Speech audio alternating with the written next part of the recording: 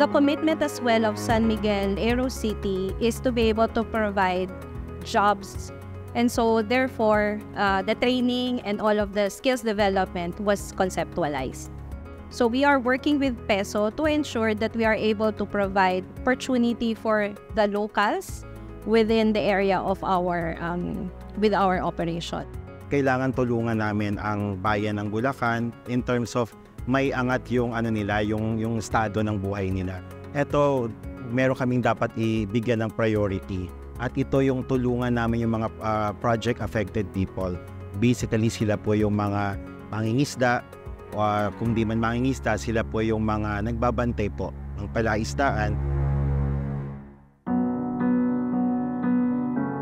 Mahirap kasi wala naman po kami ganong alam na ibang trabaho. Gawa ng kami simula ng lumaki, pangingisda na hanap buhay namin. Kaya po medyo sa una naging mahirap para sa amin.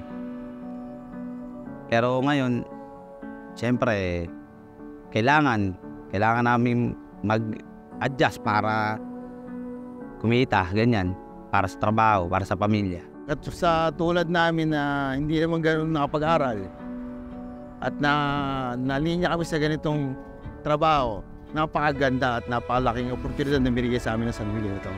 Nagkatulong na kami ng mag-asawa at yung income namin naging stable na, gumaganda na po.